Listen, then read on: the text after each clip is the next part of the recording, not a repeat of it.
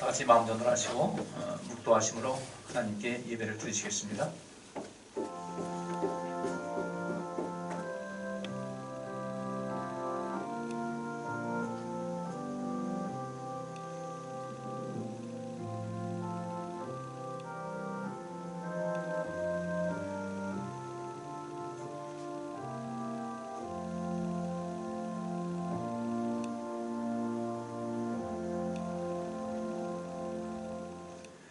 태초에 말씀이 계시니라. 이 말씀이 하나님과 함께 계셨으니 이 말씀은 곧 하나님이시니라. 그가 태초에 하나님과 함께 계셨고 만물이 그로 말미암아 지은 바 되었으니 지은 것이 하나도 그가 없이는 된 것이 없느니라. 그 안에 생명이 있었으니 이 생명은 사람들의 빛이라. 아멘. 교회 소식 전하겠습니다. 이번 주 이제 대림절 넷째 주입니다. 대림절 지나고 나서 이제 성탄절이 임하게 되는데 이번 금요일 성탄절인데요. 1부와 2부 예배가 있습니다. 저녁 구분의 기도회는 오전에 예배를 드리기 때문에 가족 예배로 대신하도록 하겠습니다. 모든 공예배에 참석에 힘써 주시고요. 지금도 방역이라는 것 때문에 자꾸 예배가 제한이 되고 좀 어려움이 있는데 제가 좀 많이 속이 상해요. 국민들은 또 이게 대부분의 교회 거의 99.9% 대한민국의 99.9%는 교회는 문제가 없는데 일부 교회들 불필요한 소신 갖고 있는 사람들 때문에 문제가 되긴 해도 또 이 교회가 이달리 이렇게 압박을 받고 나니까 좀 마음이 참 좋지 않습니다. 국민들은 이 방역을 잘 하잖아요. 잘하고 어디나 문제 일으키는 사람이 있으니까 그렇긴 하지만 국민들이 마스크 쓰고 잘 방역하면 정부에서는 그 뒤에 우리 국민들이 개인이 못하는 걸 해야 되는데 아직도 이 백신조차도 아직 언제 들어올지 이런 대책도 없는 이런 상황 속에서 좀 화가 좀 많이 나더라고요. 우리 성도님들 기도하셔서 빨리 좀 마련될 수 있도록 하고 전 세계에서 이미 30개국 이상이 지금 접종을 시작을 했는데 우리나라 경제 11위다 12위다 얘기를 하지만 실제로 이 모든 걸 살펴보니까 국격을 따져보면 그냥 중국 선진국이 아니고 중위권에 머물 수밖에 없는 그런 상황이 되더라고요. K방역 좋긴 좋은데 이게 어느 정도 숫자가 제한된 확진자 나왔을 때 이게 통하는 것이 일단 그것을 넘어가게 되면은 지금까지 대책이 없는 거예요. 근데 그걸 K방역 홍보한다고 1,200억 원이나 들어가면서 백신 좀 싸게 산다고 그걸 또 흥정하다가 또 이게 늦춰져 버리고 안전성 운운하지만은 지금 이 상황에 대해서 참 뭐든지 가정에서는 가장이 든든해야 되고 모든 또 어떤 리더가 중요한 건데 참 마음도 아프고 속상하고 앞으로 이게 언제까지 끝날지 좀 많이 염려가 됩니다. 그래서 기도하셔서 여러분 스스로를 지키는 방법밖에 없어요. 흔히 말하는 각자 도생하는 밖에 없고 어제도 보니까 무증상자가 300명 가까이 검사를 했는데 무증상인데 확진자가 300명 가까이 나왔다고 하더라고요. 그래서 이런 어려움이 좀 있는데 이 상황 속에서 우리가 각자 좀 조심하는 수밖에 없을 것 같습니다. 가능한 한 식당 같은 데 갔을 때는 가지 마시고 집에서 배달시켜서 좀 드시고 매사에 모든 걸 철저하게 좀 조심해 주시기를 부탁드리겠습니다. 그리고 빨리 정신될 수 있도록 기도 부탁드리고요. 어쨌든 공예의 참석은 제가 자꾸 이렇게 되면 제가 4부 예배라도 드려서 예배를 참석할 수 있도록 할 테니까 여러분께서 거기에 좀 잘 협조를 부탁을 드리겠습니다. 꽃꽂이 봉헌하실 분들 표가 있는데 아직 좀 기록하지 않은 분은 꼭 한 번 이상은 좀 참석해 주시기를 부탁드리겠습니다. 다 하나님의 전을 아름답게 꾸미는 것이니까요. 지금 이제 귀하게 여기십니다. 달력 갖고 하지 않은 분들은 갖고 하시고요. 또 우리 환우들과 군에 있는 형제들, 외국에 있는 교우들에서 기도를 부탁드리겠습니다. 어제 제가 메시지 보낸 대로 우리 정규 집사님이 1년 동안 이렇게 수고하셨는데 또 아이가 큰아들이 초등학교 들어가고 또 우리 남편 집사님이 금년에는 늘상 LG를 다니는데 베트남을 자주 이렇게 출장을 갔거든요. 그동안은 이제 좀 있었는데 아무래도 새해에는 더 출장을 자주 다니는데 그냥 가면은 보통 2달씩이에요. 가면 2달이고 이래서 여러 가지로 어려움이 많아가지고 정 집사님은 좀 더 있기를 원하더라고요. 제가 그랬거든요. 오는데 힘들지 않냐, 동탄에서 오는데 힘들지 않냐 그랬더니 처음에는 본인도 힘들면 어떡하나, 그래서 마음 변하면 어떡하나 했더니 전혀 힘들지 않고 오는 것이 즐겁고 너무너무 좋은데 이렇게 더 하고 싶은데 이런 상황이 돼가지 못해서 너무 아쉽다는. 근데 우리 정 집사님이 그냥 그 체면치 않으려는 그런 얘기는 아니에요. 너무도 그냥 아쉬운 마음이 있어서 또 하나님께서 다 기억하시고 복 주실 줄 믿습니다. 오늘 여러분 여기서 떡을 준비했어요. 떡 잡수시고 가정에서 기도해 주시고 다음 주까지는 또 여기서 반주할 테니까 다음 주에 인사 말 좀 드릴 겁니다. 그리고 3부 예배 드리면 또 끝까지 3부까지 꼭 있다가 예배 드리고 가요. 그래서 얼마나 감사한지 모르겠어요. 그래서 기도 부탁을 드리겠습니다. 봉헌 기도하겠습니다. 하나님 감사합니다. 오늘 주 앞에 나와서 예배할 때 우리 하나님께서 우리에게 주신 은혜 감사해서 주 앞에 귀한 예물을 드립니다.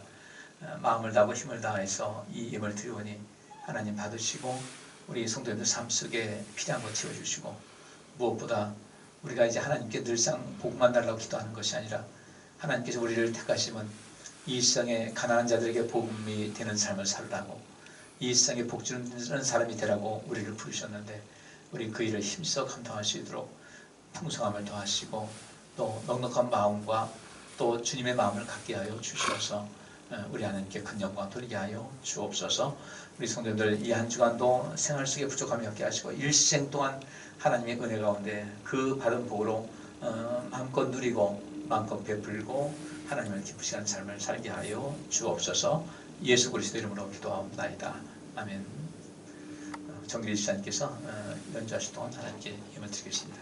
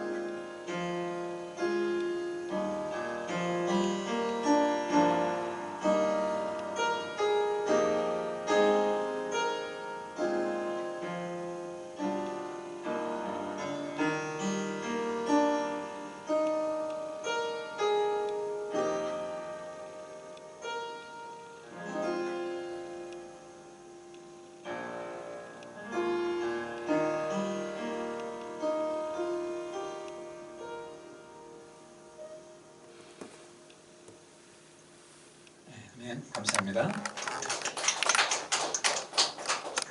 하나님 말씀 요한복음 1장 9절부터 14절까지 황성자 권사님께서 봉독해 주시겠습니다.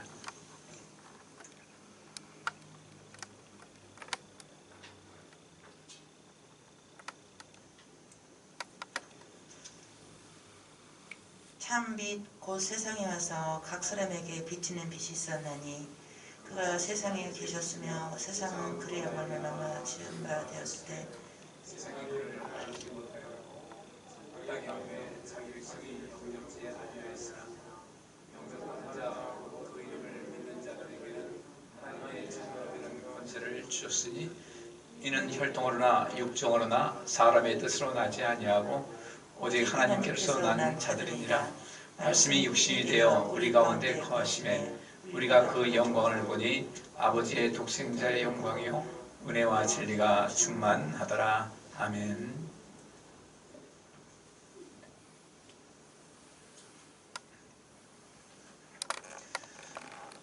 지난 날씨가 계속 추웠는데 또 이렇게 건강한 모습으로 얼굴 뵙게 돼서 감사합니다. 오늘 저는 이 본문 말씀 가지고 하나님의 자녀가 되는 권세라는 주제를 잡고 하나님과 함께 하나님께서 베푸신 은혜를 우리 성도님과 함께 나누기를 원합니다. 이 하나님의 자녀가 되는 권세, 하나님의 자녀가 과연 무엇일까? 하나님의 자녀가 된다는 것이 얼마나 큰 복인지, 이것이 얼마나 큰 은혜인지를 우리가 알 수 있어야 되고요. 그 다음에 하나님의 자녀가 될 때 내게 임하는 권세가 무엇인지를 우리는 좀 밝게 알 수 있어야 돼요. 그래서 이 세상을 어떻게 딴 거예요? 촛불.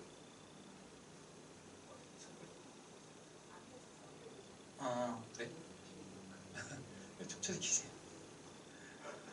저기 라이터가 고장났던데 담배를 다 끊어줬으니 라이트 없죠? 안 되겠다. 그래.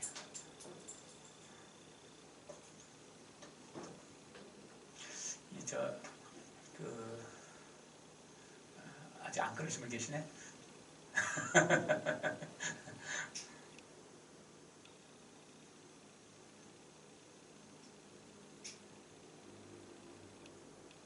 이 불을 켰을 때하고 안 켰을 때하고 이 느낌이 다르더라고요. 제가 수요일에 한번 켜봤더니 예배 드리고서 밑에 내려갔는데 불이 켜져 있는데 안 킨 거하고 킨 거하고 좀 확실히 다르더라고요. 이게 켜놓으면은 제가 조금 이렇게 답답하긴 한데 그래도 좋은 것 같습니다. 좋습니다.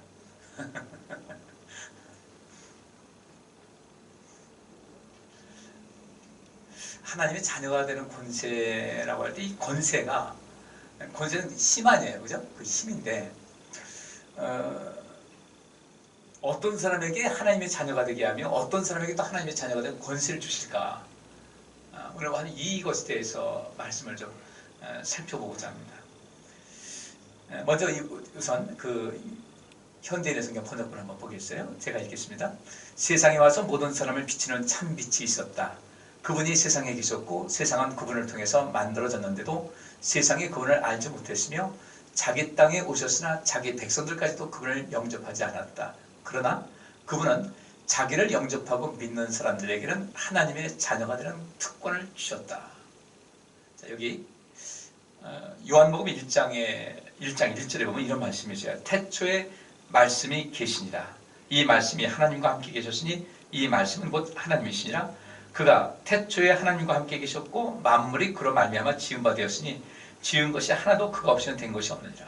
그래서 요한복음 1장에는 태초에 하나님께서 이 세상을 창조하신 것과 더불어 그 속에서 가운데서 또 말씀이 계셨다는 이 말씀을 여기 기록을 하고 있습니다. 그러면 자, 한번 비켜보세요. 태초에 말씀이 계시니라. 요한복음 1장 2절에 태초에 말씀이 계시니라. 네, 이 창세기 1장 보면 태초에 하나님께서 천지를 창조하셨다 이런 말씀이 있습니다.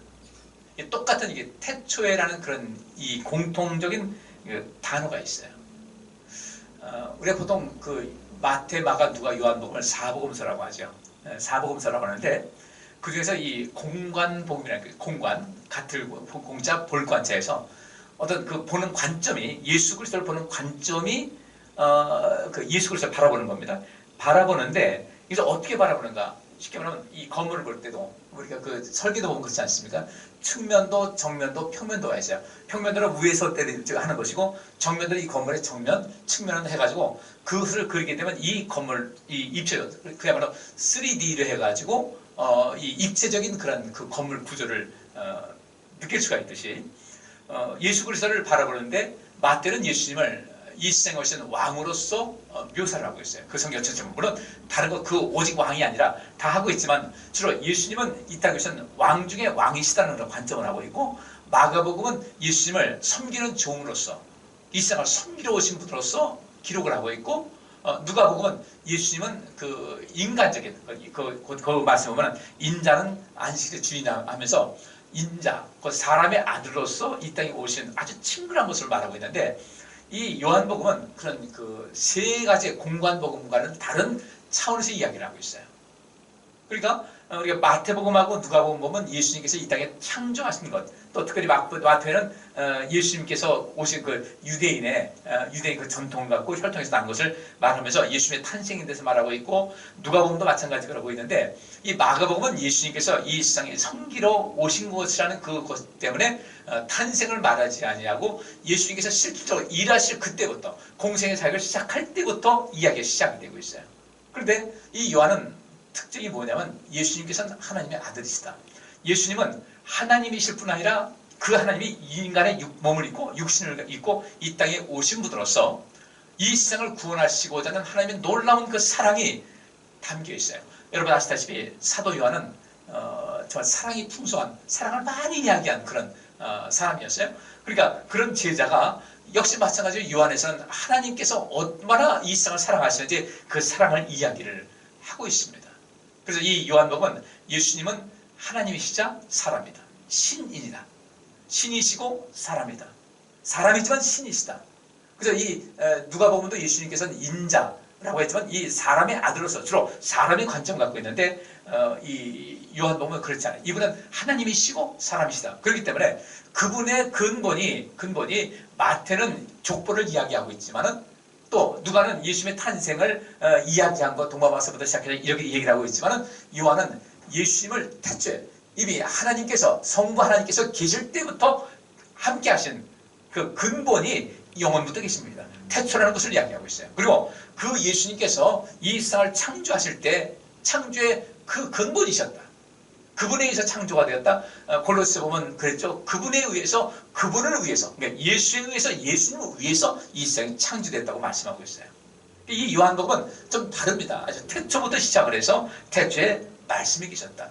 태초에 하나님께서 창조하셨다. 세상을 창조하셨다. 근데 여기서 태초에 말씀이 계셨다라고 하면서 4절 말씀 어디 가르쳐? 세상에 와서 모든 사람을 비추는 참 빛이 있었다라고 이야기를 하고 있습니다. 그럼 여기서 예수님께서 말하기를 세상에 와서 모든 사람을 비추는 참빛이 있었다고 했는데 여러분들 하나님께서 세상을 창조하실 때 제일 먼저 창조한 것이 뭐였어요? 빛이죠. 빛이 있으라 하니까 빛이 있었어요. 근데 여기서는 예수님을 빛으로 묘사를 하고 있어요. 그러면 창세기 1장에서 이 세상을 창조하신 하나님의 그 창조의 법칙과 원리를 보게 되면 너무도 과학적이에요. 처음부터 식물을 만들어 놓고 그 다음에 한참에다 빛을 만들고 그런 것이 아니라 식물은 빛이 있어야 존재하지 않습니까? 그죠? 그러니까 제일 먼저 생명이 이 세상에 동물이든 식물이든 생명이 존재하기 위해 가장 먼저 필요한 것이 무엇이었을까 봤을 때 첫째 물이에요. 물. 그죠? 창조하실 때 사방이 혼돈하고 모든 것이 물로 가득 차 있었다. 물은 생명의 근본이니까 물은 보이고 있는 겁니다. 그 다음에 창조한 것이 빛이 있으라고 하니까 빛이 있었어요. 이 빛은 사람의 생명, 사람뿐 아니라 모든 이 세상의 생명체에서 꼭 필요한 것이 바로 이 빛인데 빛이 있었어요.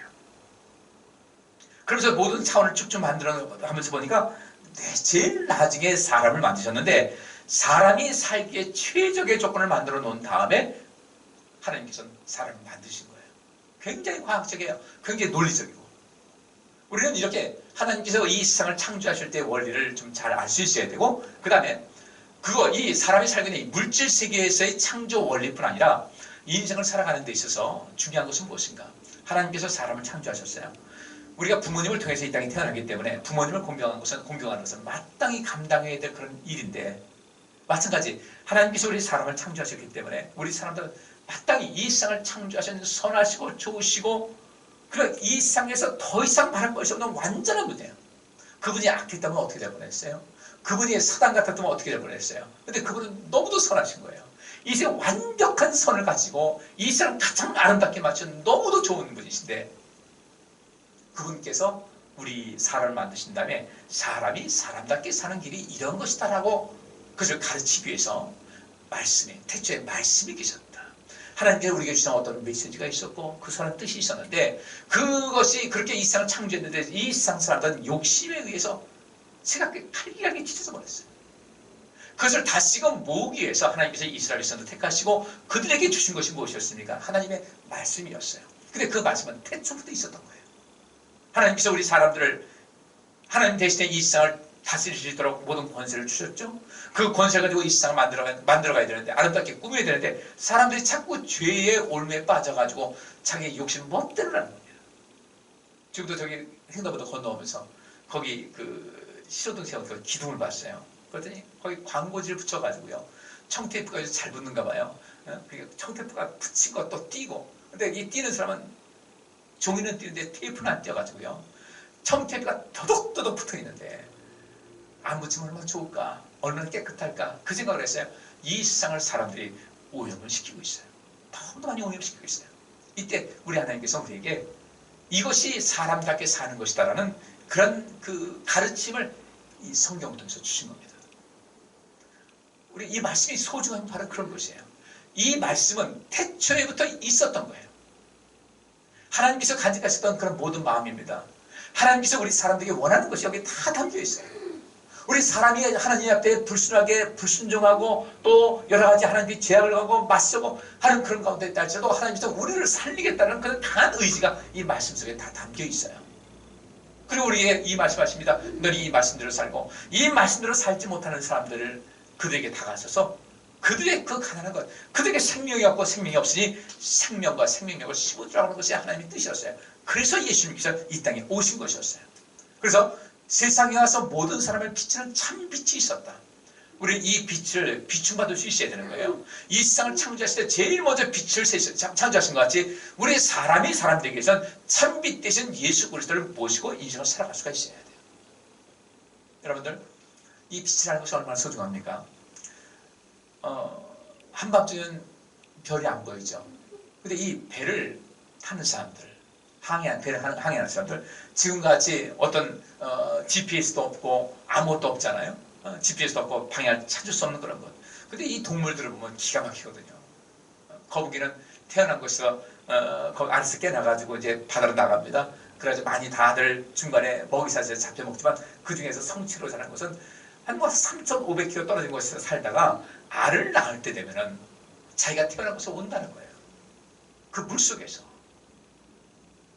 이게 세상 보는 것도 아니고 물속에서 찾아오는 거예요. 우리 예를 들어서 우리 그 동해안에 있어요. 동해안 그 아주 맑은 물에서 많이 연어를 부화시켜가지고 그 치어를 거기서 키운 다음에 보내지 않습니까? 그 조그만 것들이 가가지고 어디까지 가냐?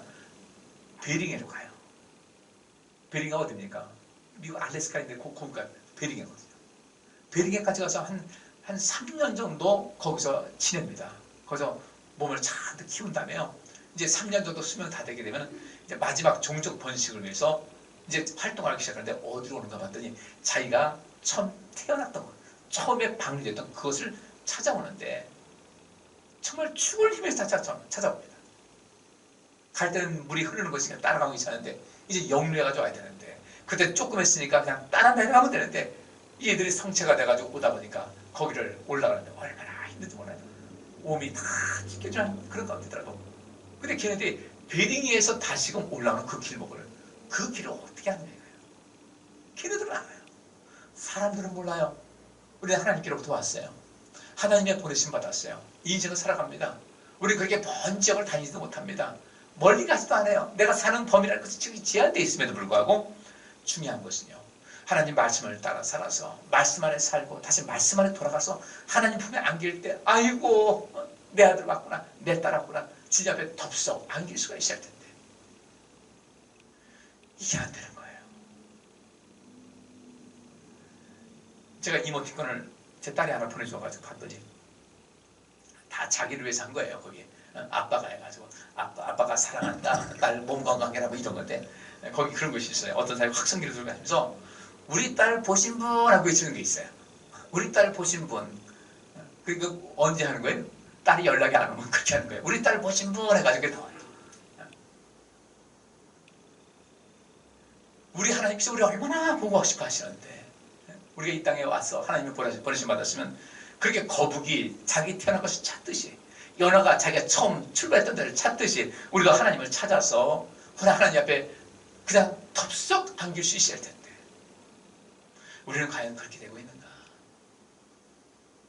하나님의 자녀로서의 권세만 관심 있어. 아버지 당신의 딸입니다, 당신의 아들입니다, 복 주세요, 복 주세요 이렇게만 했지, 진정 그 권세가 어디로부터 오는가? 하나님의 자녀가 될 때 권세가 있는 것이거든요. 근데 내가 하나님의 자녀로서의 어떤 권세라면 내가 하나님의 자녀답게 인생을 살아가야 되는데 하나님의 자녀답게 살지 못하더라는 거예요. 과거에 이런 모든 나침반도 발견 안 되고 이렇게 했을 때는 그 배 타는 사람이 뭘 보고 갔습니까? 북극성 보고 모든 걸 찾은 거예요. 자, 지구가 여기 있다고 봅시다. 지구가 이게 똑바로 이게 직각으로 해가지고 여기서 뱅뱅 거는 거 아니거든요. 이게 23도보다 이렇게 기울었어요. 기울어서 이런 상태로 돌아가는 겁니다. 똑바로 여기서 이렇게 하는 거예요. 여기서 돌아가요. 옛날에 봉숭아 땅에서 그랬어요. 지구본이 하나 있는데 딱 기울여 있으니까 교장 선생님이 물어봤어요. 맹구야, 이게 왜 이렇게 기울여져 있냐? 그러니까 맹구 하는 얘기가 제가 안 그랬어요.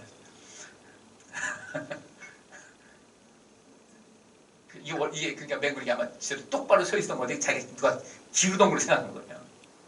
근데 이렇게 해가지고 지구가 이렇게 돌고 있는데 북쪽이 어느 쪽인가? 북쪽이 어느 쪽인가?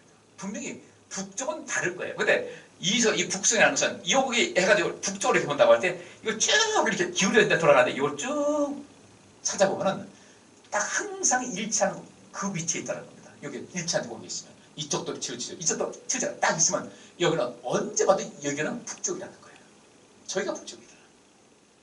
일치하는 거예요. 근데 그 북성이 그리 밝지도 않아요. 그렇게 뛰어나게 또 이렇게 두드러지지도 않아요. 찾으면 북두칠성해가지고 그 국제 갔을 텐데 쭉 따라가면 거기 있는 것인데 우리 보통 사람도 뭐야 국성이 잘 몰라요. 근데 배 타는 사람들은 알아요. 저리 가면 내 목포까지 가겠다. 저쪽은 북쪽이다. 그래서 그들은 그렇게 모든 것을 찾아갔어요. 출발했던 곳으로 돌아갈 수 있는 방법이 그런 것이었어요. 그러면 우리도 하나님의 자녀가 됐으면 하나님의 자녀로서 하나님께 다시 돌아갈 일을 생각할 수 있을 텐데 하나님께서 우리를 자녀 삼으셨으니 우리 이 땅에 살면서 마음껏 권세를 누리고 행사하면서 살다가 주님 앞에 가야 되는 것이거든요. 근데 이 권세가 무엇인가 봤더니 다른 것이 아니었어요. 예수님께서 이 땅에 오셔서 행하신 모든 것이 우리 하나님에 있는 백성들이 마땅히 감당해야 될 권세였던 것이고 예수님께서 그렇게 하시니까 마지막에 어떻게 했습니까? 하나님께서 그 이름을 세상 모든 이름 위에 뛰어난 이름을 주시고 그를 지극히 높이셨다. 하나님의 자녀로서의 권세가 있었던 거예요. 근데 우리는 그 권세가 무엇이라고 했는가? 우리 보통 능력받는 것이 권세라고 생각해요. 힘 있는 것이 권세라고 생각해요. 돈 많은 것이 권세라고 생각했어요. 우리 이 생각을 좀 버려야 되겠다는 겁니다. 그분이 세상에 계셨어요. 태초부터 계셨어요. 세상은 그분을 통해서 만들어졌어요. 근데 세상이 그걸 알지 못해요. 그분을 알지 못하는데 어떻게 우리가 하나님의 자녀라고 할 수가 있겠나? 어떻게 예수님을 알지 못하는데 하나님의 자녀라고 할 수 있겠나? 결국 이 세상을 구원하시기 위해서 그분께서 자기 땅에 오셨어요. 이스라엘 그 혈통을 통해서 왔으니까 유다 지파의 후손을 통해서 왔으니까 자기 땅에 오셨는데도 불구하고 그 백성들이 그분을 영접하지 않았어요. 받아들이지 않았어요. 거부를 했어요. 단순하게 이 인간적인 면에서 거부한 것뿐 아니라 그분께서 하신 모든 말씀을 거부를 했어요. 나 그렇게 안 살겠다. 이 말씀은 태초부터 이 말씀에 계셨는데 이 말씀이 있었는데 이 말씀대로 주님께서 이 말씀대로 살아라. 그래야 인간답고 나하고 진정으로 소통할 수가 있다. 나하고 진정한 관계를 누릴 수가 있으니까 이 말씀을 대로 살라고 주께서 주셨음에도 불구하고 우리 이 말씀을 우리는 혹시라도 버리고 있는 것은 아닌가. 그래서 내가 와서 예배드리니까 나는 하나님의 자녀로서 권세가 있다고 착각하는 것은 아닌가. 오늘 이 시간 좀 깊이 있게 생각해 볼 필요가 있습니다. 영접하지 않았어요. 밀쳐냈어요. 그 말씀을 거부했어요. 그 말씀에 도전을 했어요. 그렇게 하나님 말씀, 하나님이신 예수님께서 율법의 재해석을 주시는데 율법을 파괴시키는 거라고 하면서 예수님을 십자가에 못 박아 죽였어요. 그런데 반면에 자기를 영접하고 믿는 사람들에게는 하나님의 자녀가 되는 권세를 주셨다. 특권을 주셨다. 그분을 영접한다는 것은 무엇입니까? 예수님께서 하신 말씀이세요. 너희가 나를 사랑한다면 내 말을 지킬 것이다. 내 말을 지키는 사람이야말로 나를 사랑하는 사람이다. 주님을 사랑하는 사람이 하나님의 자녀가 되는 권세, 특권이 주어지는 것인데 우리는 이 권세나 특권에는 관심이 있으면서 그 권세나 특권을 마땅히 그것을 받을 수 있는 그런 자격과 조건에 대해서는 혹시 우리가 좀 모른 척한 거 아닐까? 어제 와서 좀 교회 점검하다 보니까 3층 보일러를 작동해 봤더니 켜진 가운데도 대수로 켜졌음에도 잘 작동이 안 돼요.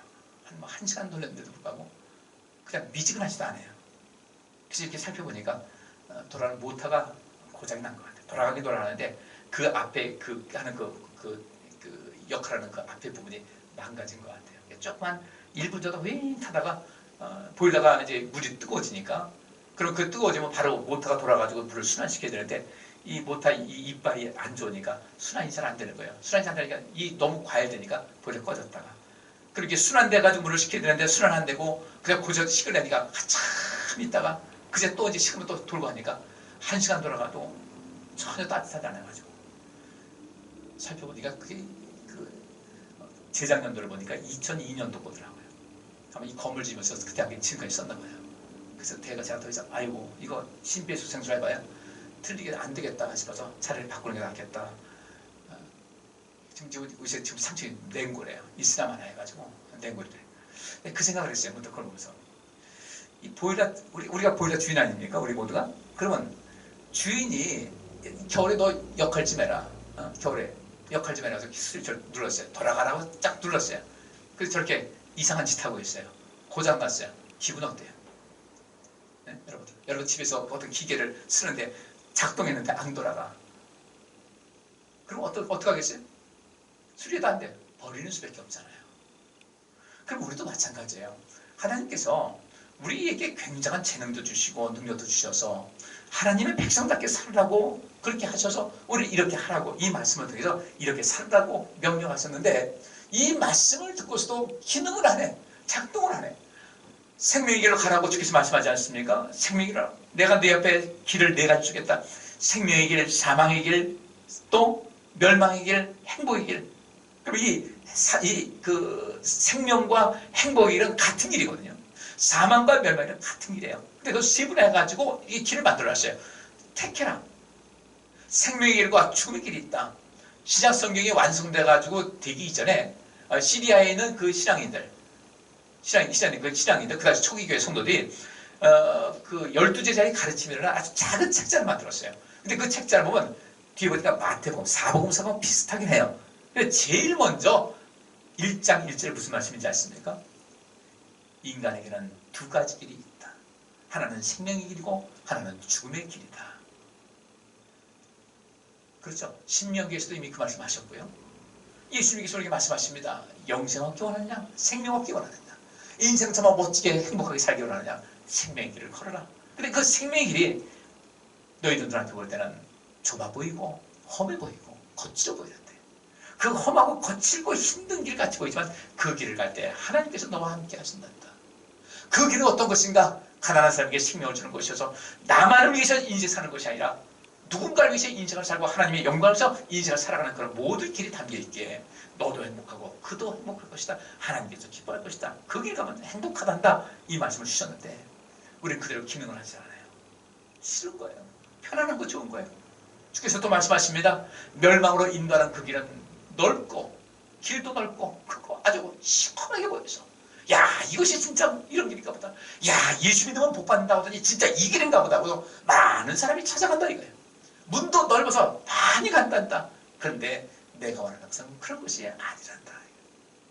그것을 멸망으로 인도하는 길이란다. 바꿔 말하면요. 우리 생각해 보세요. 인생 살아갈 때 쉽게 얻어지는 것이 뭐가 있겠습니까? 다 어려운 것이거든요. 이것을 큰 심 갖고 인생 살아가야 돼. 주님께서 우리에게 기능하라고 우리가 보일러 켰는데 보일러가 저게 말씀 보니까 제가 속상하잖아요. 몇 시간 동안 어제도 몇 시간 동안을 밤 8시까지 하다 아유 안 되겠어요.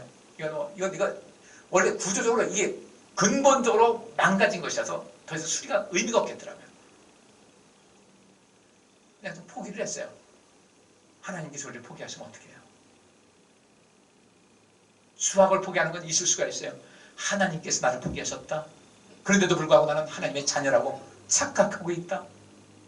결국 우리 하나님께서 우리 모두가 하나님을 그분을 믿고 영접하고 믿는 사람에게는 하나님의 자녀가 되는 권세를 주신다고 했는데 우리가 하나님의 자녀가 되는 것이 먼저고 그 다음에 이 권세, 특권이 주어졌는데 그 특권이 내 것이 되기 위해서는 여러분들 하나님 말씀에 의지해서 살아가시기를 주의 이름으로 축복합니다.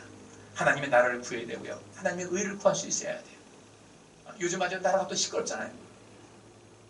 법무부 차관이라고 임명된 이 사람이 잘 넘어가는 줄 알았는데 한 달 전에 술 먹고서 제 집에 오다가 그 택시기사가 다 왔다고 깨우니까 멱살 잡고 행패를 부렸어요.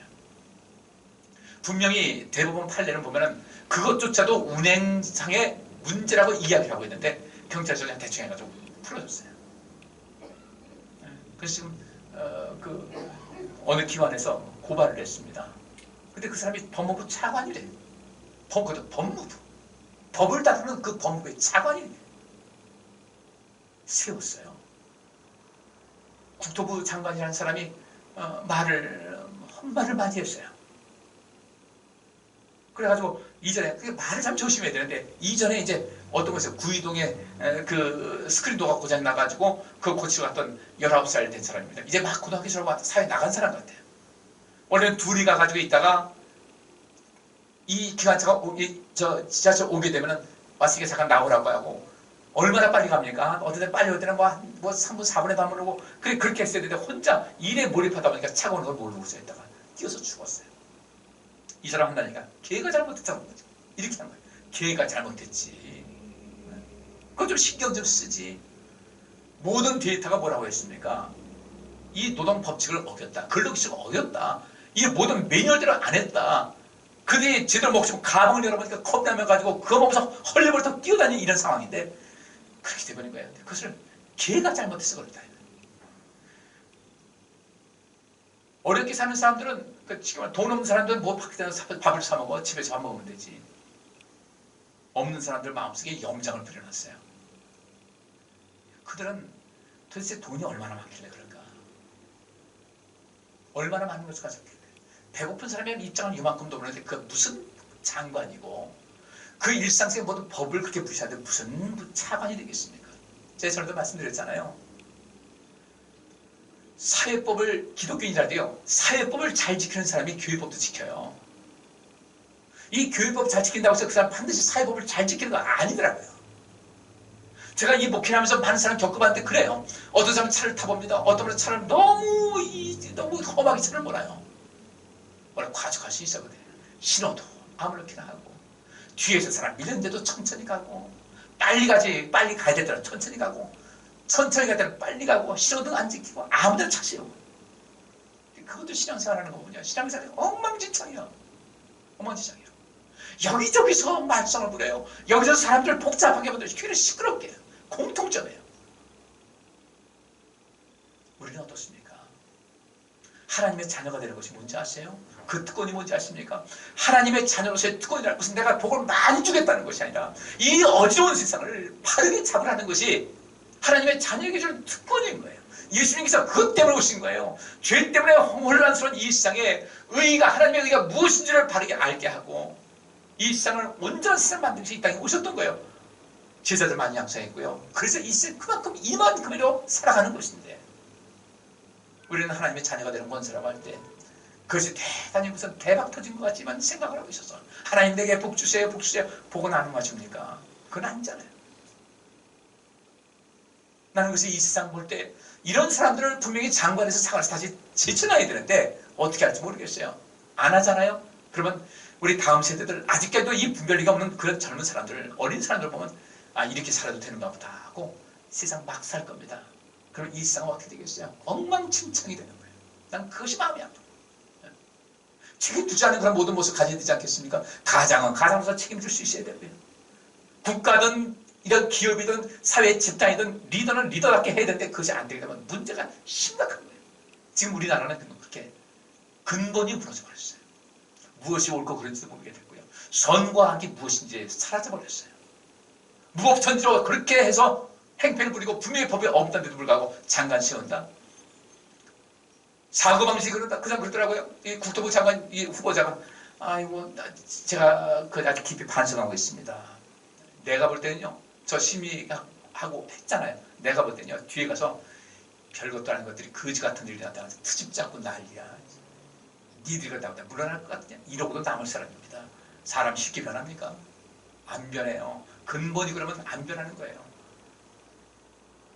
여러분들 우리는 어떻게 살아야 되겠습니까? 하나님의 자녀답게 살아가시기 바랍니다. 무엇이 옳고 그른지를 바로 알고 그 선악간의 모든 것을 알 수 있어야 돼요. 그래서 여러분의 인생을 바르게 살고 이 세상을 온전히 하는 것이 중요하다. 자, 우리는 아빠 찬스가 기가 막히게 있습니다. 요즘 흔히 하는 말 아빠 찬스, 엄마 찬스예요. 아빠 찬스, 엄마 찬스. 아빠 찬스가 뭐예요? 홍진경인가 하는 그 어떤 그 연예인이 얼마 전에 뭐 이런저런 얘기하다가 그 박사학위까지 받았더라고요. 젊은 자매인데 그 논문 표절 문제 때문에 문제가 됐어요. 너무 많이 표절이 됐다. 자기는 정상적으로 했다. 그래서 이제 요새 논문 표절하는 거냐 프로그램을 돌려보랍니다. 논문을 이렇게 그 파일을 올리고서 돌려보게 되면요 표절이 나와요. 어떤 곳에 다른 사람의 글을 인용했으면 거기 인용했다라고만 하면 괜찮아요. 근데 인용한 것을 안 하게 되면 자기가 자기 주장하는 것이 돼가지고요 남의 것을 도용하는 겁니다. 저작권 문제가 되는 거예요. 돌려봤더니 한 60에서 70% 정도가 표절이 많은 거예요. 그리고 그 학교 대학원 그 윤리위원회에서 조선대학교인데 조선대학교 윤리위원회에서 조사하니까 표절이 많다. 문제가 있다라고 이제 보고서를 올렸어요. 그리고 이 자매가 뭐라고 하냐면 나 그러면 그 석사학위 그거 내가 포기하겠다. 그럼 석사학위 논문 그거 잘못됐다고 하게 되면 졸업이 안 되는 것이거든요. 그럼 졸업 안 된 사람이 박사학위 받으면 뭐 하겠어요? 박사학위도 끝나는 거예요. 그리고 여기서는 석사학위도 그냥 끝나는 것이고 박사학위도 끝나는 건데 문제 또 오해가 될 소지가 있는 것이 무엇이냐면 아버지가 또 그 조선대학교 교수였던 거예요. 이런 것을 보통 우리가 아빠 찬스다 그럽니다. 우리 성도님들은 자식들을 열심히 키웠잖아요. 우리가 세상 권력 가진 것도 아니고 뭐 억만장고 뭐 돈이 많은 것도 아니고 그래도 우리는 자녀들을 주어진 여건 속에서 사랑 많이 주면서 잘 키웠어요. 그럴 때 보면 우린 괜히 자식들한테 미안한 감이 있는 거예요. 저도 한번 그걸 했어요. 제 딸한테 아빠가 미안해. 너 찬스로 쓸 수 있는 것이 아무것도 없어서 미안해. 그랬더니 아이 아빠 뭐야 그런 말을 하냐고. 근데 저는 그 아빠 찬스, 엄마 찬스 얘기를 들으면서 하나님이야말로 우리 아빠 찬스가 아닌가 그 생각을 했어요. 히라보로 이제 바울이 그랬습니다. 우리가 하나님을 아바 아버지라 부른다 그랬는데 이 히라보로만 아바 파테르야. 아바 파테르. 이 아바 파테르, 이 파테르라는 것이 이게 이제 영어권으로 넘어가면서 거기서 파신돼가지고 영어가 father가 됐어요. 그 영어도 father를 그냥 읽는 데만 fader가 되잖아요, 그죠? fader. 그 이 히라보에서 아버지가 파테르예요. 그러니까 거기서 이적됐어요. 그다음에 아바, 아버지. 아바가 히라보의 알파는 알파, 베타, 알파인데 영어로 말하면 A, B, B, A예요. 이것을 우리가 말하면 아, 그다음에 B는 비읍이잖아요. 비읍, 그다음에 아니까 아빠가 돼. 이것도 그렇게 기가 막히게 맞아요. 아빠야. 그러면 하나님께서 우리 아빠야. 아버지. 하나님께서 우리에게 아빠 찬스를 주셨어요. 모두에게 주셨어요. 누구든지 저를 믿는 자에게는 저는 멸망치 않고 영생 얻을 것이다. 영생 얻을 수 있는 찬스를 하나님께서 우리에게 주셨어요. 모든 사람이 다 구원받는 건 아닌데 찬스를 주셨어요. 그리고 우리에게 이 말씀을 통해서 우리에게 찬스를 주셨어요. 이 세상에서 말하고 있는 아빠 찬스, 엄마 찬스는요. 자격이 되지 않는데도 불구하고 아버지 덕보고 엄마 덕 봐가지고 아버지 백과 엄마 덕 백으로 자격이 안 되는데도 불구하고 그대로 올라가서 자격이 되는 사람 밀쳐낸 것이 아빠 찬스, 엄마 찬스니까 이건 뭐예요? 불입니다. 악이에요. 범죄행위예요. 근데 이 아빠 찬스, 엄마 찬스를 하는 사람이 이 세상에 우리가 몰라서 지금 굉장히 많이 있다 이겁니다. 우리 하나님께서 이렇게 말씀하십니다. 내가 너에게 기회를 주겠다. 찬스를 주겠다. 알려주신 거예요. 생명의 길과 멸망의 길을 안 알려주신 것이 아니라 알려주셨어요. 이 길에 생명이 있다. 이 길 가면 너에게 복이 있다. 영생이 있다. 이 길 가라. 절대로 볼 때 넓은 문, 넓은 길, 보기 좋고 편안해 보이다. 그 길 가지 말아라. 그 길 가면 망한다 이거예요.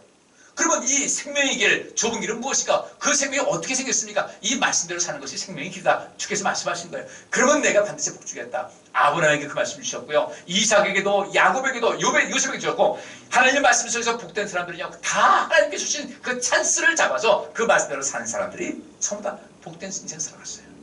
돈 많은 복이 아니라 후대에 이름이 남을 수 있는 영광된 삶을 살아갔다는 겁니다. 우리도 그거 해야 돼요. 그 아빠 찬스, 아버지 찬스를 절대 놓치지 말아야 돼요. 세상적인 아빠 찬스는 잡지 마시고요. 내 힘 가지고 자식을 엉뚱하게 끌어올리려고 하지 마시고 자식 망치는 거예요. 자식 망치는 거예요. 우리 인생은 어떻게 살아야 될까? 하나님 앞에 모든 원칙을 지키고 사시기를 주의 이름으로 축복합니다. 가장 기본적인 것부터 하자 이거예요. 저는 이 코로나 시대에도요. 예배드리는 것을 우리가 생명같이 여겨야 된다고 봅니다. 여러분께서 다 예배 참석할 수 있다면 저는 20명씩 나눠서 드린다 할지라도 저는 5번이라도 드릴 거예요. 할 수 있어요. 하면 되죠. 자, 여러분들이 저기서 할 뜻이 그것이니까 나도 그것이 아빠 찬스야. 하나님 아버지께서 내게 주신 찬스니까 할 겁니다. 우리 성도님들 어떻게 이제 살 것인가? 가장 기본적인 거예요. 찬스를 높이지 말자. 하나님께서 주신 말씀대로 인생을 살아가자. 주일 예배를 못 드린다. 그러면 주일 예배를 못 드린다고 주일 예배 못 드렸어요. 또는 안 드렸어요. 그러면 주일 헌금 드려야 돼요? 말아야 돼요? 가장 기본적인 것은 무엇이다? 드려야 돼요? 말아야 돼요? 이런 얘기하면 혹시 오해가 될까 싶어서 말을 안 했는데 이제는 좀 해야 되겠어요. 우리 하나님 바로 해야 되니까. 드려야 돼. 자, 성탄 감사 모임을 갔어요. 성탄절 내가 예배를 참석 못했어요. 드려야 돼요? 말아야 돼요? 드려야죠. 이게 기본인 거예요. 동창회 모임 안 갔다고 회비 안 낼 수 없는 거예요. 매달 정해진 것이잖아요. 회비 내야 되는 거예요. 내가 빠지더라도 내는 거예요. 세상에서도 그렇대. 내가 하나님 앞에 나오지 못했다. 무슨 일에 나오지 못했다. 하나님 제가 죄송합니다. 그래도 제가 이 물질로도 하나님께 봉헌해서 제 마음을 드립니다. 이것이요. 하나님의 마음을 살 수 있는 것이고 이것이 아버지 찬스예요. 이런 것을 무시하는 거예요. 예배 안 드리면 안 하는 거예요. 그런 법이 어디 있어요? 하나님 앞에 하기로 했으면 그저 우리가 주종원금 아닙니까? 주마다 정해서 하나님께 드린다. 그냥 쉽게 넘어가지 말자는 겁니다. 작은 것에 마음 뺏기지 말자는 거예요. 이렇게 아주 작아 보이지만 그 하찮아 보이지만 그런 모든 속에서 하나님께 내 마음을 드리는 거예요. 내가 하나님께 이런 마음을 갖고 있습니다. 이것이 바로 하나님의 자녀예요. 이것이 하나님의 자녀라고 하나님의 자녀로서의 권세를 드리는 거예요. 근데 마땅히 내가 해야 될 것을 하지 않습니다. 안 되잖아요. 심리학자들이 어린아이들을 이제 돌봅니다. 돌보는데 어떻게 하나? 아이가 태어나면은 눈도 처음에 안 보이잖아. 한 3, 7일, 한 3주 지나가야 귀도 열리고 하는데 애가 태어나자마자 한 그 다음 날 씨 웃어요. 제일 빠른 거 우리 정규주사님 그 애들 웃었어 안 웃었어? 태어나가지고 웃죠. 태어나 하루 이틀 됐는데 뭐 잠자러 갔을 때 씨 웃어. 얘 웃네, 얘 웃네. 아이고 어떻게 웃지? 그걸 나중에 연구했더니 아이들이 엄마 아빠의 사랑을 받기 위해서 그렇게 한다는 거예요. 무의식적으로 본능적으로 한다는 거예요. 우리는 자식 키우는 게 힘듭니다. 어린애들 키우는 거 힘들어요. 아직 우리 집사님 그러더라고요. 아이고 두 아들 때는 목사 쉽지 않아요. 쉽지 않아요. 애들 이제 켜가지고 조금 학교 들어갈 나이가 되니까 좀 낫긴 한데 그래도요 남자애들이요 걔들 감당이 쉽지 않아요. 그러다가도 그 아이에게 쏙 빠지는 거예요. 그리고 자식 키우는 게 쉽지 않지만 거기다 푹 빠지는 것이 어쩌다 한번 아이가 엄마한테 웃음 한번 날려주고 그 기특하게 한 번에 탁 하게 되면 그 다음 필요가 싹 사라져. 애들 젖 먹이는 것이 얼마나 힘듭니까? 근데 엄마도 같이 도는데 얘는 힘쩍 빨고 있어. 엄마는 졸고 피곤해 죽겠는데. 근데 이 가지고 또 젖을 팍 붑니다. 그럼 깜짝 놀게요. 그러다가 또 이렇게 바라보고 있었는데 갑자기 젖 먹다가 딱 입을 빼더니 엄마를 봐서 씩 웃어요. 엄마도 어땠어요 그때? 이거 뭐 이런 행복이 없어. 이런 행복이 없어요. 그러면서 아이고 내 새끼, 아이고 내 새끼 그러면서 아이에게 사랑을 많이 주는데 그 심리학자들이 하는 얘기가 뭔지 아십니까? 아이들은 그렇게 해서 엄마의 사랑을 뺏는다는 거예요. 엄마의 사랑을 유도한다는 거예요. 엄마라고 사랑을 받게끔. 그러면서 아이는 엄마하고는 친해지고 싶습니다 하는 것을 본능적으로 그렇게 한다는 거예요. 그래서 아이들이 울기도 하고 울다가도 막 달리면 딱 멈춰도 얼마나 또 이뻐요. 어떻게 울 때도 얼마나 더 미안할 때 있어야 돼요. 아이고 엄마가 미안해, 엄마가 미안해. 엄마가 잠깐 누구한테 맡기고 나갔다 왔는데 얘가 남의 품에 있으니까 그냥 그 체면 차리느라고 혹시 나 버릴까 해서 아주 체면 차리고 있다가 엄마가 어디 확 물어버려요. 엄마 미안해 미안해 엄마가 미안해. 애가 또 거기서 달래지고 또 애는 말을 못하는데 옹알이를 합니다. 옹알옹알옹알. 아이고 아이고 엄마 좋다고 엄마 진짜 하기 못할 때 해석을 하는 거예요. 아이고 엄마가 좋다고 그래. 아이고 엄마 진짜 기분이 좋다고. 아이고 내 새끼. 애가 옹알이를 합니다. 웃어줍니다. 또 이쁜 짓도 합니다. 그러면서 엄마는 그 자식 사랑에 푹 빠지는데 좀 하나님께서 하나님을 나에게 푹 빠지게 한번 해보시라는 거예요. 옹알이도 하고요. 때로 울기도 하고요. 때로 웃기도 하고요. 때로 떼도 쓰기도 하고요. 때로 하나님께 아주 점잖게 뭔가 하나님께서 대견하게 여길 만한 그런 행동도 하시고요. 이게 하나님에게 자녀가 된 권세 아닙니까? 우리 자식들 우리 부에서 태어나서 그렇게 해서 엄마 앞에 옹알이하고 울고 또 떼쓰고 사랑하고 이따 갑자기 와서 엄마 사랑 바싹 던져 엄마 사랑에 조그만 거 잘 이 속에서 정신 싹 뺏기지 않습니까? 우리 하나님 앞에 그렇게 하시자고. 그게 하나님 앞에 하는 권세인데 하나님 권세 주세요. 받아주세요. 뒤로 계세요. 그냥 가만히 계세요. 나 실컷 놀다 보더니 이러지 마시고요. 내게 권세 주셨으니 그분을 향해서 가까이 나가서는 이 삶이 우리에게 필요한 것인데 나는 과연 그렇게 살았을까? 하나님 앞에 행해야 될 가장 기본적인 도리 잘 하시기를 바랍니다. 쉽게 넘기지 마시고요. 그것이 하나님의 자녀가 된 권세를 누리는 거예요. 내가 부모님에게 효도하는 것, 그 부모님을 위한 것이고 나를 위한 것이에요. 하나님께 효도하시자고요. 하나님께 마땅히 감당해야 될 것 쉽게 하지 말고 내가 필요한 건 속도 내가 챙기고 내가 마땅히 행해야 될 것은 주 앞에 드릴 시간과 재물과 이런 것을 자꾸 난 모른 척하지 마시고 하나님의 자녀답게 그분의 마음에 기쁨을 드리면 내 인생에서 하나님께서 내게 뭘 못 주시겠어요? 이 권세를 너무 지나치게 이기적으로 생각하다 보니까 문제가 생기다는 겁니다. 여기 마태복음 4장 10절에 보니까 이것은 예언자 이사야의 다음과 같은 예언을 이루기 위해서였다. 스불론 땅과 납달리 땅과 지중해 동쪽 요단강 서편의 이방 사람들이 사는 갈릴리아 흑암 가운데 사는 백성이 큰 빛을 보았고 죽음의 그늘진 땅에서는 사람들에게 빛이 비추었다. 하나님께서 우리 자녀들에게 주신 복이거든요. 그럼 그 다음에 우리가 어떻게 해야 되겠어요? 이 말씀만 보고 말씀 마치겠습니다. 로마서 8장 14절부터 17절입니다. 성령님의 인도를 받는 사람은 다 하나님의 아들입니다. 여러분은 다시 두려워해야 할 종의 영을 받은 것이 아니라 하나님의 아들이 되게 하는 성령을 받았습니다. 그래서 우리는 성령님을 통해 하나님을 나의 아버지라고 부릅니다. 바로 그 성령님이 우리 영과 함께 우리가 하나님의 자녀라는 사실을 증거하십니다. 우리가 하나님의 자녀라면 하나님의 상속자예요. 이 권세가 있습니다. 그 상속자가 어떻게 될 것인가? 그리스도와 공동 상속이 되는 거예요. 왜냐하면 그리스도도 하나님의 아들이시고 우리도 하나님 자녀예요. 그러므로 우리가 그리스도와 함께 영광을 받으려면 그분과 함께 고난도 받아야 합니다. 하나님의 자녀가 되는 권세는 무궁무진합니다. 엄청난 것입니다. 그러나 하나님의 자녀가 되는 그 과정, 하나님의 자녀가 되어야 권세가 있는 것인데 우리가 진정 하나님의 자녀라면 그리스도와 함께 영광을 받으려면 그분과 함께 그분께서 걸으신 그 고난의 길을 걸을 수 있어야 되겠다. 할렐루야. 그래야만 하나님의 자녀로서의 권세가 우리에게 임하는 것인데 너무 이기적인 그 권세를 자꾸 생각하다 보니까 권세는 내게도 존재하지도 않아요. 우리 세상 사람같이 살지 마시자고요. 세상 사람같이 불법 저지르지 말자고요. 세상 사람같이 반칙하지 말자고요. 바르게 하자고요. 바르게. 정치인들이 잘못하는 거 보면 나는 저러지 말아야 되겠다. 내 가정 정치보다 잘하자고요. 남편은 남편으로서 아내는 아내로서 자녀는 자녀로서 부모는 부모로서 역할을 잘하는 나는 그러지 말아야 되겠다. 난 잘해야 되겠다. 이 마음을 가져야 되거든요. 정치하는 사람들이 권력 갖고서 그 권력 가지고서 자기들 뺏어만 챙기니까 국민들이 열불이 나는 거예요. 난 그래서 그 생각 들더라고요. 저 사람들이 백신을 준비하지도 않고 아마 저들 그 생각이 부탁 드는 거예요. 저 또 사람들 통해 가지고 또 외국 나가가지고 백신 자기들 맞은 거 딱 사가지고 지들은 맞고서 우리는 이제 내버려두는 거 아니까. 근데 그러고도 나올 사람들이 어디니까. 우리는 그리스도와 같이 살아야 돼요. 세상이 뭐라고 하는데 우리는 그렇게 하면 안 돼요.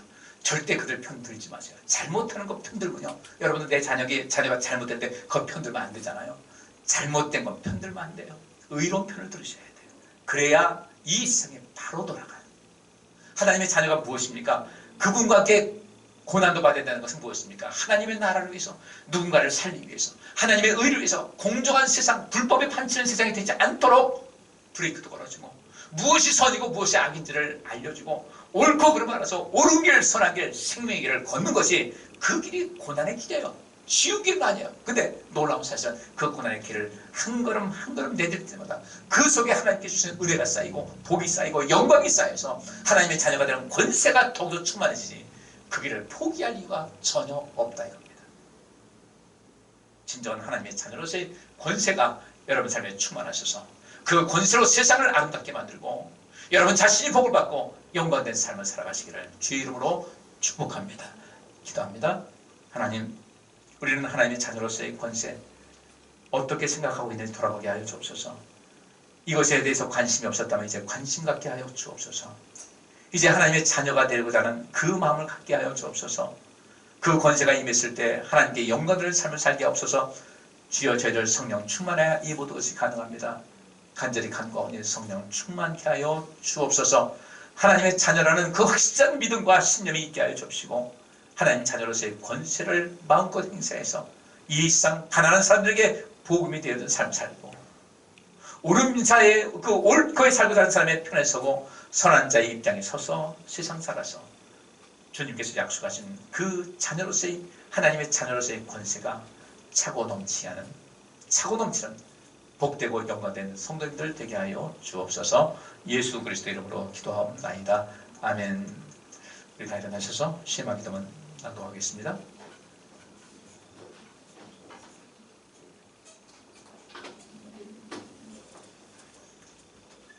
이스라엘아, 들으라. 우리 하나님 여호와는 오직 하나인 여호와시니 너는 마음을 다하고 성품을 다하고 힘을 다하여 내 하나님 여호와를 사랑하라. 오늘날 내가 네게 명하는 이 말씀을 너는 마음에 새기고 네 자녀에게 부지런히 가르치며 집에 앉았을 때든지 길에 행할 때든지 누웠을 때든지 일어날 때든지 이 말씀을 강론할 것이며, 너는 또 그것을 내 손목에 베어 기호를 삼으며 내 미간에 붙여 표를 삼고 또 내 집 문설주와 바깥문에 기록할지니라. 아멘.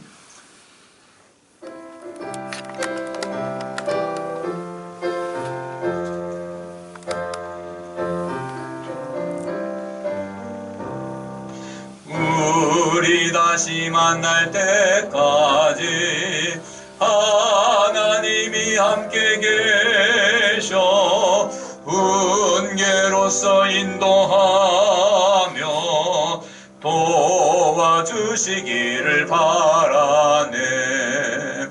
다시 만날 때 예수 앞에 만날 때 다시 만날 때 그때까지 계심 바라네.